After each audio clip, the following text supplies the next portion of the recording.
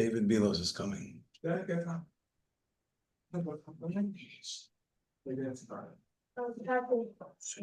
About to start the show.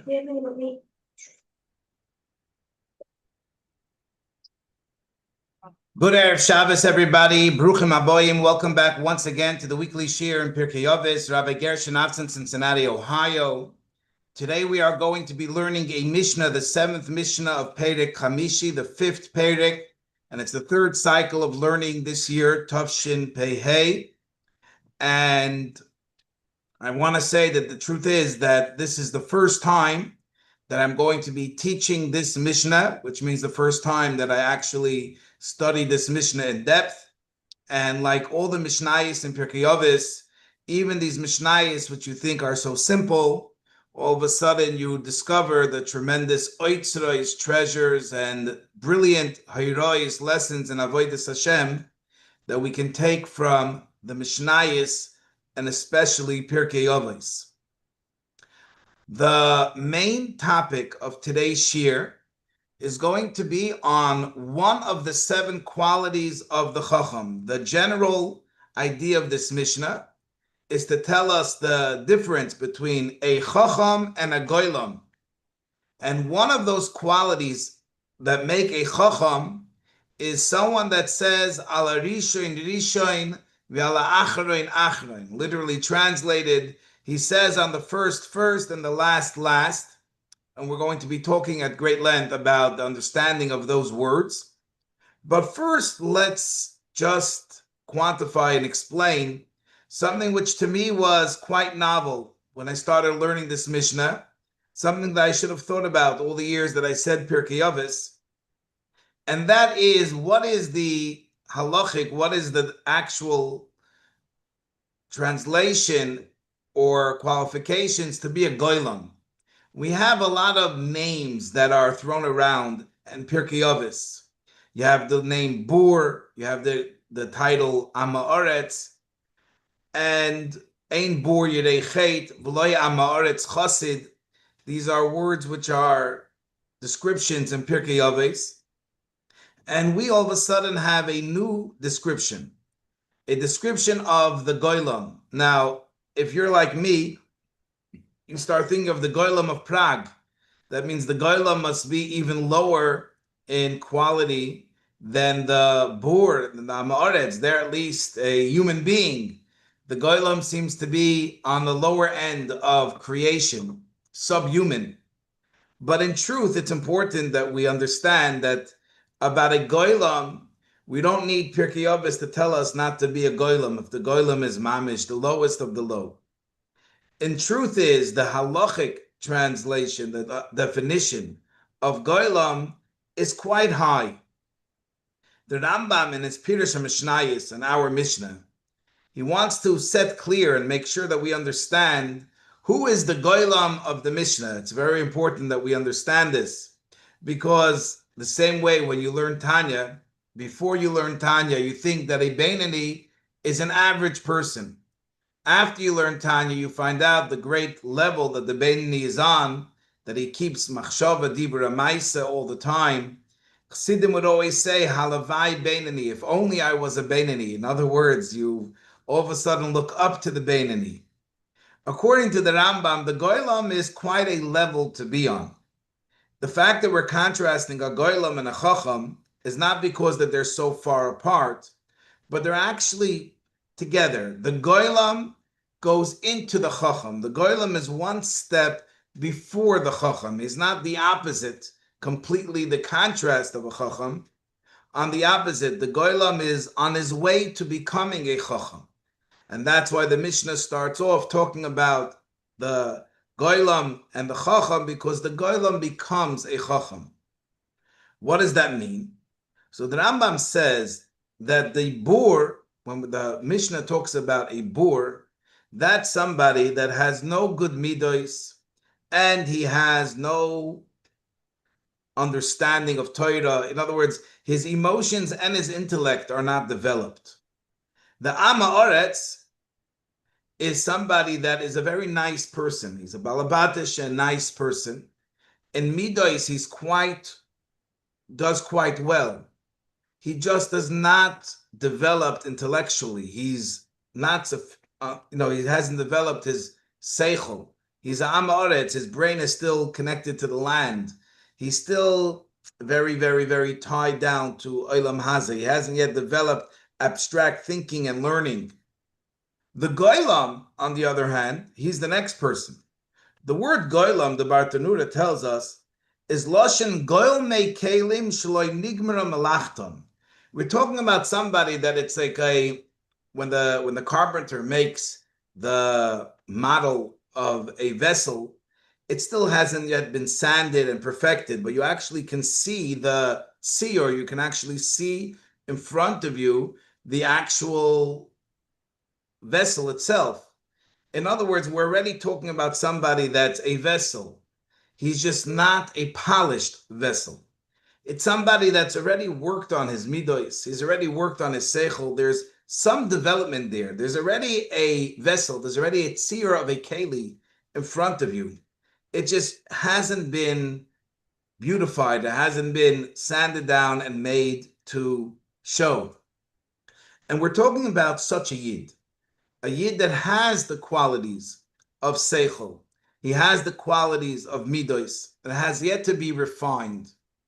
When that person works on himself, mainly with these 7 traits that the Mishnah tells us, so then the person goes from being a goylam to a chacham.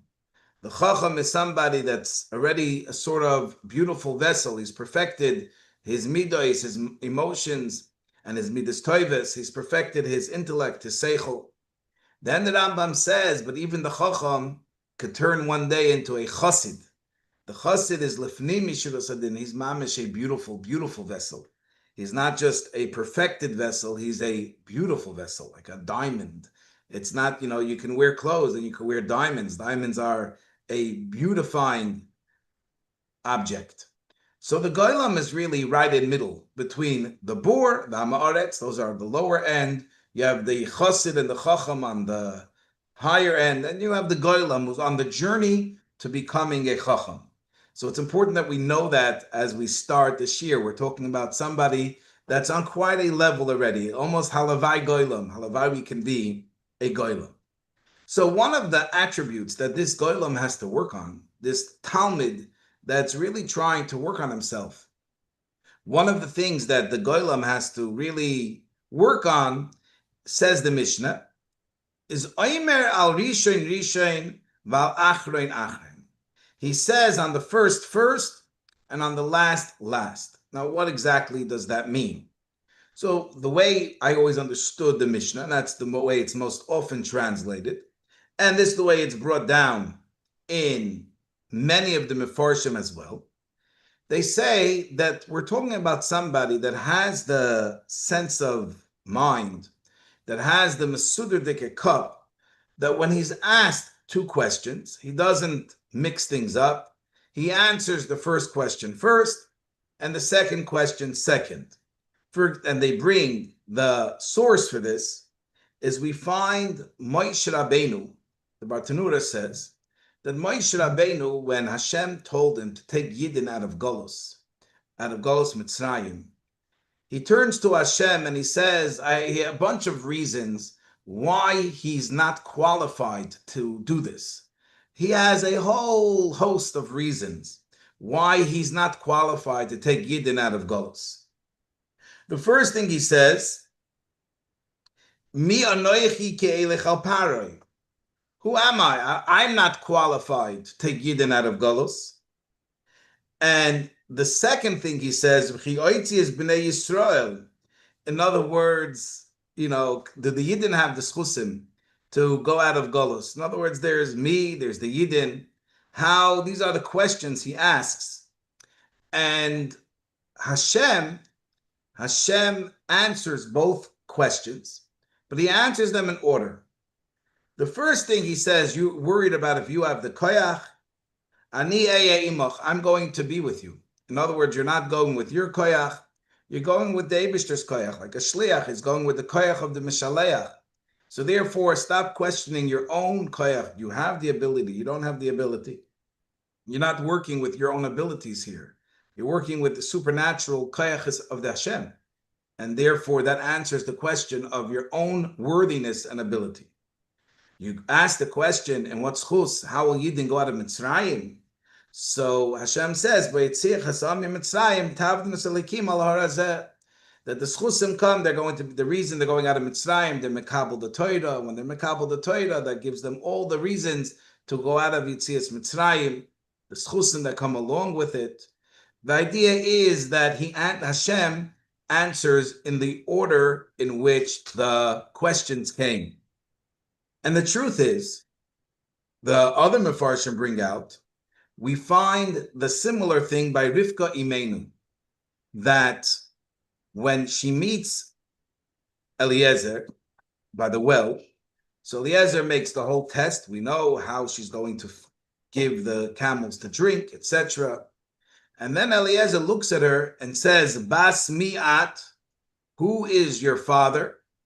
And does your father have place for us to sleep? And again, we see that she answers in order. She says, I am the daughter of Besuel. Bas Besuel anoichi. I'm the daughter of Besuel. And yes, gam teven u'misplei ravi manu gam mokim lalum. Our house is very big. I'm sure we can find room in our house for you to stay. Once again, she hears two questions, and she has the clarity of das to answer the first question first, and the second answer second. That's the way most of the Mefarshim, and that's the way, when I was learning the Mishnah all these years, that's how I understood the Mishnah. Other Mefarshim, the Rabbeinu Yoina, from the Rishonim, the Rambam, they have a slightly different understanding of this Mishnah. Before we get to Avodas Hashem, but just understanding the simple pshat of the Mishnah. And it's pointed out that if you actually look at the wording of the Mishnah, it doesn't say V'oine ala rishon rishon v'al achren achren. It doesn't say he answers the first and the second. It says the word V'oimer, he says, which could make us understand the Mishnah that we're not talking about somebody that's answering questions. It's rather someone that's offering information, because if it was an answering questions, seemingly the wording that the Tana would have used is the word oina, which means answer. Instead, the Tana uses the word oimer, which means to say. And therefore, these Mefarshim say that we are not talking about someone answering questions, rather somebody that's giving a shir. Imagine you're listening to a shir. What do you want to hear when you're listening to a shir? You want to hear clarity.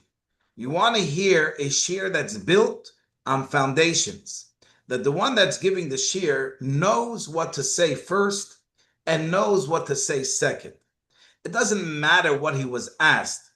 When a person is giving the shir, when the person is presenting, does he know the order to give over his thoughts? Does he know how to build the shir?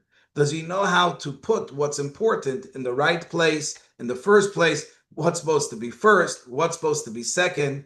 Because just giving information can be very confusing. This person may be able to share with you, and I know this from students, very good Talmidim. You ask them to speak, they can say a lot of information, but they have not yet developed themselves to be able to build a kshir or a class or give over it to our Torah in a beginning, a middle, and end. They thought that can actually be understood, accepted, internalized, and make a difference with people, because their mind is still mevulval. So these Mefarshim say that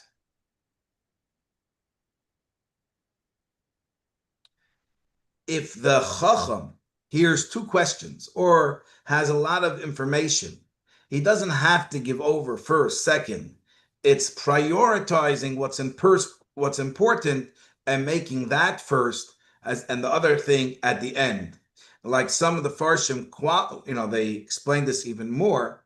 They say ala rishon means that when the Chacham starts a shir, he gives an overview. What is it that I'm trying to give over? It's very important when you give a class then the Talmidim come in. When you start the class, they know where we're going with this class. What's the overview of what we're trying to get here? That itself gives them the frame of mind to understand the rest of the shir.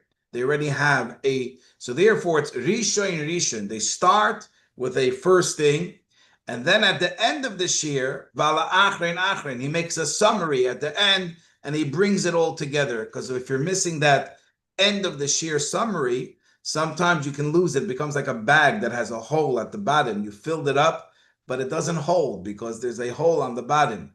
So you start off with a general introduction. You finish off with a summary, achrein, achrein, and that is the sign of a chacham, somebody that knows how to give over and present. So these are different ways of understanding the simple taich of the Mishnah. Now let's go a little beyond the pshat. No, the pshat is very important. And ein mikra yoytze midei pshutoi. Obviously, we're not looking to put away the pshat, but now let's go a little bit beyond the pshat. And that is, there's a sefer, the Medrash Shmuel, on Pirkei Avos. The Medrash Shmuel is one of the most fundamental sfarim on Pirkei Avos. He compiles a lot of the mefarshim of Pirkei Avos, as well as he gives his own insights into understanding a lot of chidushim of his own in Pirkei Avos. And he says like this: there is a machloikis as to the approach one takes to limud HaTorah. Most people, before you start learning and understanding what Torah is, will tell you that before there's Yiras Shamayim and there's learning. So some people will tell you, you learn. The Yiras Shamayim is not as important. That will come later. You know, the main thing is the limud itself. However, we learned in Pirkei Avos ourselves, Kol sheyiras chetoi kedemes lilimudoi, someone that his Yiras Shamayim comes before his learning, then chachmasai miskayemes, then his chachma that he learned will stay. Because Torah is Hashem's wisdom. And really, our finite brains should not be able to grasp the infinite wisdom of HaKadosh Baruch Hu. That's not the way it's made. The vessel which allows us to comprehend, understand, and to internalize and to retain the Chachma of Hashem is the Yiras Shamayim. When we have Yiras Shamayim, we are giving away our own existence and becoming a vessel for Hashem's existence. And a Chacham, we know Chachma is connected to Yiras Shamayim. The Chacham understands this. The Chacham understands the importance of starting your learning and putting a priority on Yiras Shamayim. And therefore he says, Ala Rishon Rishon. He makes sure that his Yiras Shamayim, which is supposed to be first, is first. Then Ala Achrein Achrein. Then the learning, which comes second, is second. Everything has its right place. The Yiras Shamayim and the learning are in the way it's supposed to be. The Yiras Shamayim is kaidemis lechachmasai. The Yiras Shamayim is there before his learning, and the learning comes after the Yiras Shamayim. So that's how he teaches on a deeper level the words ala rishon rishon v'ala achrein achrein. And then he adds another part, and that is a recognition of the gadlus of the previous generations. Unfortunately, someone that doesn't learn with Yiras Shamayim, someone that doesn't learn with Bittul, they'll come to learn a Gemara. They'll come to learn anything. And they see that Rashi, the Rambam, Tosfos, the real mefarshim of the Gemara, they teach the Gemara a certain way. And then comes his own understanding. And his own understanding doesn't seem yet to fit with the pirush of the Rishonim. So in a very secular mindset, there can be a Yitzhahara that tells you, Well, they had their understanding. You have your understanding. Why do you have to learn and accept and take as a foundation that what the Rishonim said, that's the right way of learning? The earlier generations, that they had it right. They also were humans like you. They had their level of understanding. You have your level of understanding. And you're on equal footing with the tzaddikim of the previous generations. And therefore, if there's a Gemara and Rashi says a certain pshat, and you don't understand it, you're entitled to say, Rashi, with all due respect, that's your pshat, and I have my pshat. And it's possible in one's brain to say that I have it right, and Rashi has it wrong.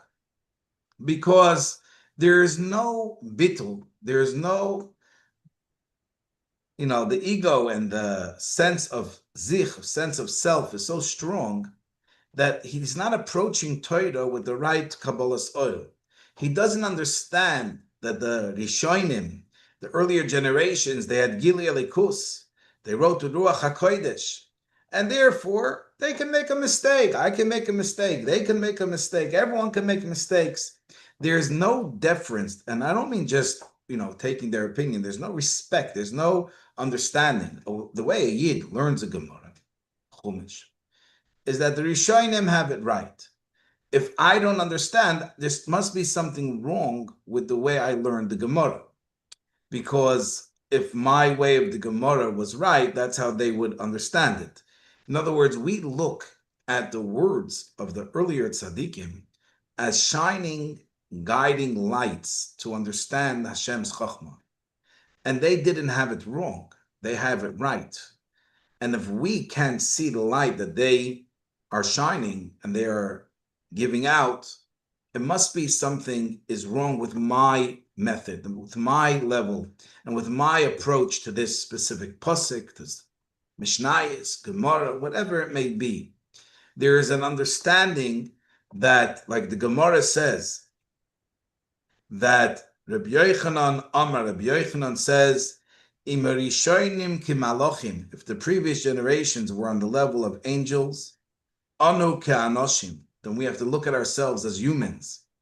But if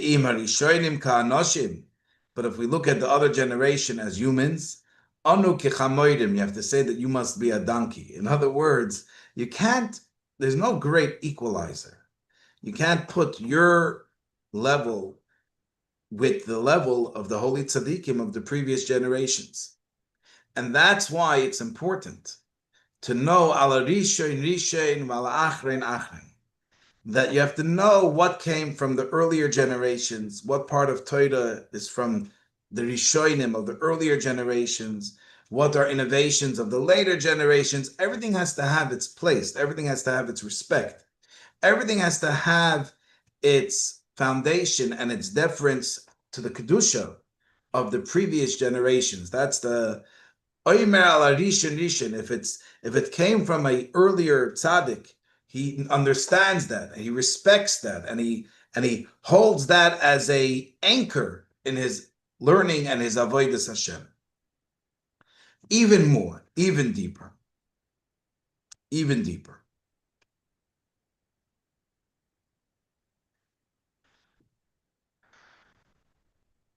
In order to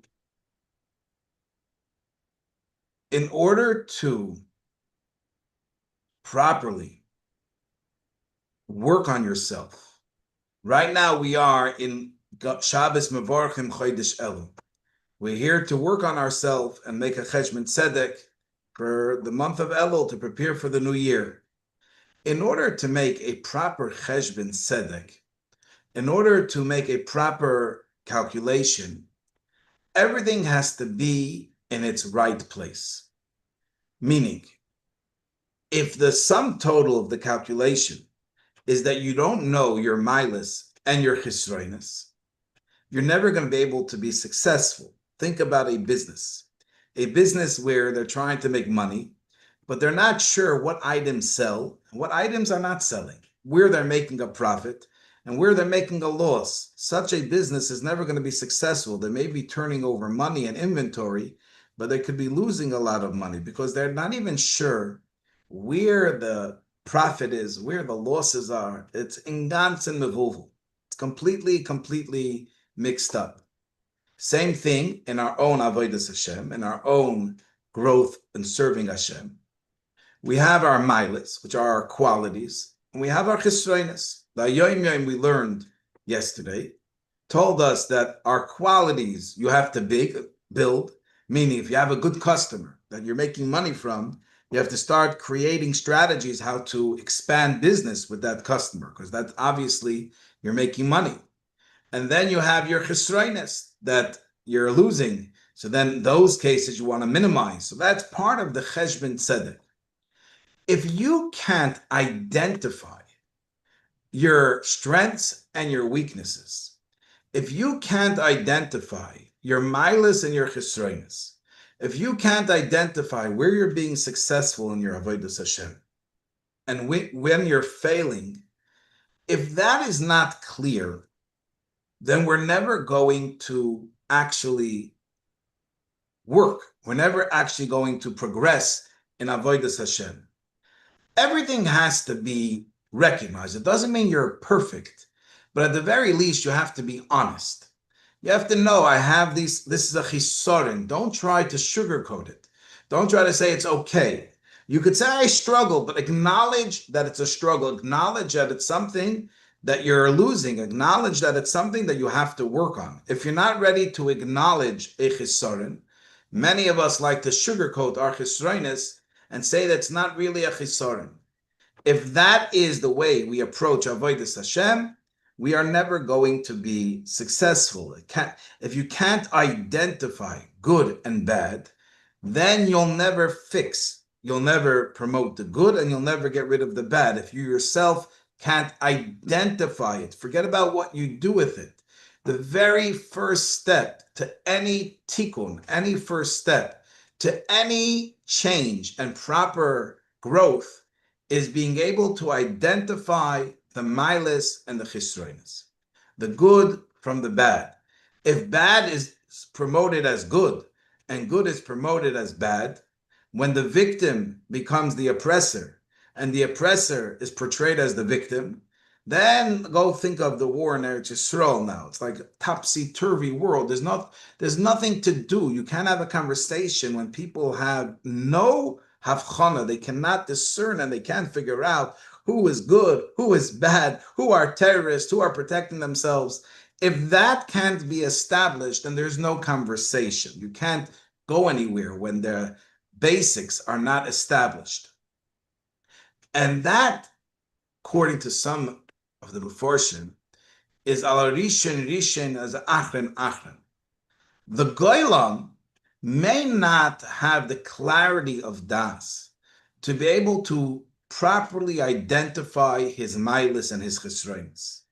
He's still not mature enough. He's still not able to look in the mirror and, you know what, say that is a chisaron without sugarcoating it, without, giving yourself the benefit of the doubt. It's not so bad. The Torah, when Hashem wanted to show the treifa animals, it says that zelachem atome, Hashem picked up, showed the animals. This is Moshe Rabbeinu. This is Tomei. Made it very, very clear. Mare boy, he held it up. This is it. Don't tell me you didn't understand, you didn't see. This is a midah. This is a sheretz. This is a Tomei dika animal. And that a chacham says, ala rishon ve'ala achroin. He's able to identify what are his milas, that's rishon, and say, this is a mila, this I'm going to work on. Then ala achroin, he's able to say that this is my chisroinus. I know it's a chisorin. At least I can acknowledge that it's a chisorin. And Mirz Hashem, I'll work on it too. He doesn't mix his milas and his chisroinus. By him, it's clear. He knows his struggles, he knows his strengths, and now we can start becoming a chassid. Now you can work on yourself because the clarity of rishon, achrim, your milas and your chisroinus are evident and clear to you. Because when it's clear to you, then you can work. As the Mefarshim explain, that the Rishon is the Neshama, because the Neshama was created first. The Achron is the Guf. The Guf came second. And too many times we want that the Rishon should follow the Achron, that our Neshama should follow the Taivas of the Guf. It can't be that way. The Guf, the Achron, has to follow the Rishon. We have to be able to say clearly to ourselves, to our Taivas, that no, who's the Balabas here? Who's the Rishon? That's the Neshama. Who's the Achron? That's the Guf. And because you're the Achron, the Guf, your Taivas are the Achron, the Neshama, Leikus, is the Rishon. So then the Achron follows the Rishon. If you can't identify what's Rishon and what's Achron, what's good and what's bad, what's priority, what's milas, what's chesroines, if you can't do that identification process, you're never going to be successful in Avodas Hashem. One step even deeper.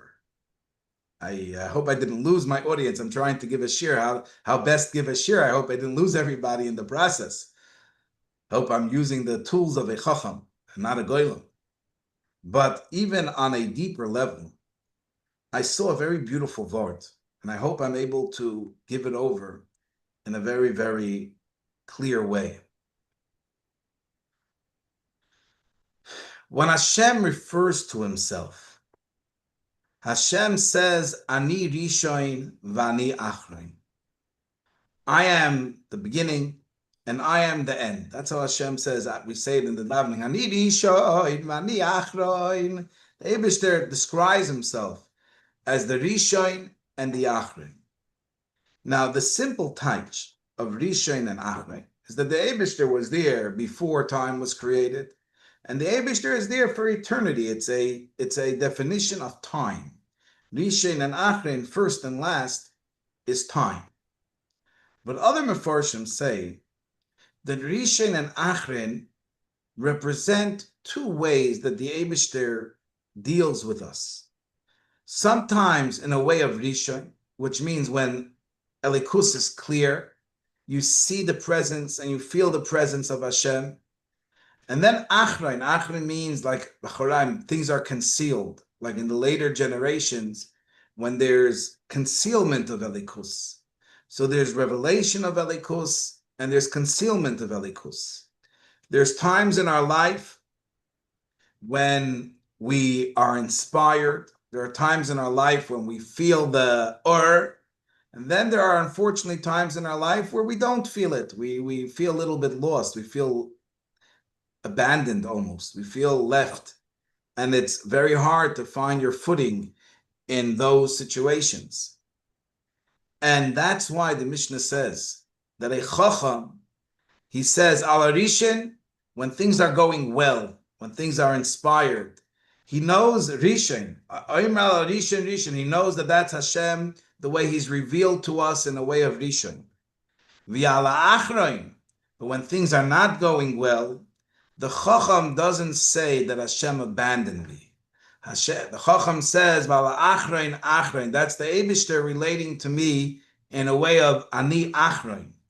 Like the famous Vart that became a big song, it's a Vart from Nachman of Breslov, which he says, V'afilu bi'astora shebeseicha astora bevadei gam sham nimsa Hashem yisborech. Even in the greatest moments of concealment, for sure the Eibishter is there as well. Because imay anochi betzoreh, Hashem is relating to us in a way of achrein. And that takes a tremendous chacham. A chacham that sees beyond the surface. What everyone else sees abandonment, the chacham says, I know that Hashem is with me in a way of achrein. He knows that Hashem has two ways of dealing, in a way of rishon and a way of achrein. And therefore, whatever is going on in his life, whether he's a rishon, whether he's inspired, or whether he feels a little bit challenged, lost, depressed, sad, he nevertheless holds on to Hashem. And he says, I know you, Hashem. You're a rishon and you're achrin. And ani rishon v'ani achrin. And I'm going to hold on to you in all cases. So when there's oimel rishon, when he's inspired, he says, rishon, I'm with you, Hashem.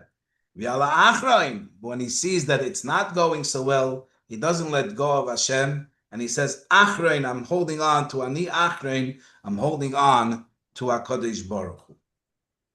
I'd like to finish the shir, obviously connecting this very, very important idea with our avoida Kabal Pnei Mashiach Tzidkenu.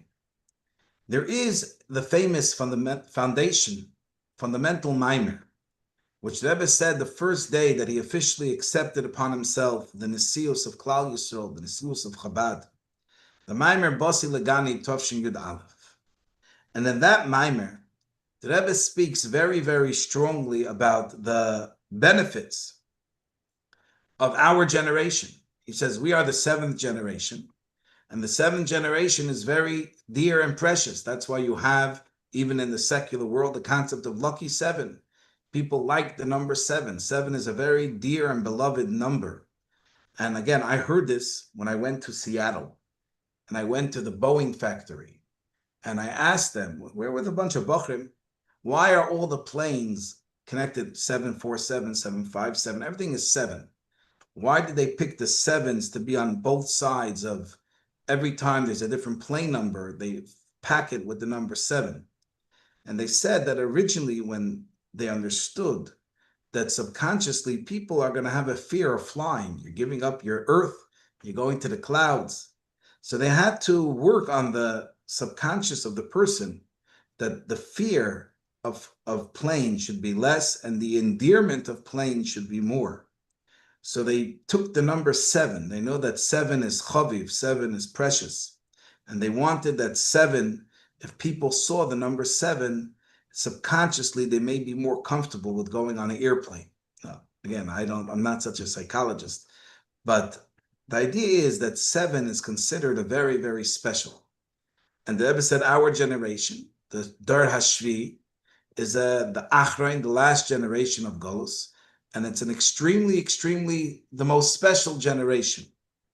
But yet, says the Rebbe, I want to share these words. Shegam be'inyan hashvi nikir mailes horishin. That when you say that you're the seventh generation, that means that you're coming from the first generation. Because if there was no first generation, you'll never be the seventh generation. So somebody in the seventh generation has to have two feelings at the same time. First of all, that the koiches that we have tremendous koiches. We have tremendous endearment from Hashem. Hashem has empowered us with tremendous koyach, and that's not to do with us, because this that we're the seventh is not because we worked on it, like the Rebbe said, we were born into it, you didn't work on it, you're the seventh, and that's it, you got the special koyach. But that comes from the Rishon. So therefore, a chassid in Dor Hashvi, he has these both parts to him. He says, Al Rishon Rishon. He knows that I'm the seventh generation, and that comes from the koyach of the Rishon, of the first generation. But he knows that Ala Achren Achren, he knows that we have a unique mission, that it's only our generation that's going to bring down the Shechina, Lamata, Ba'aretz, and Bias HaMoshiach. So he knows Rishon, he knows his job as Achren, and Mirza Hashem, when each and every one of us have that clear understanding of where we stand in the history of the world, we know that there were generations in front of us. We give credit to those generations.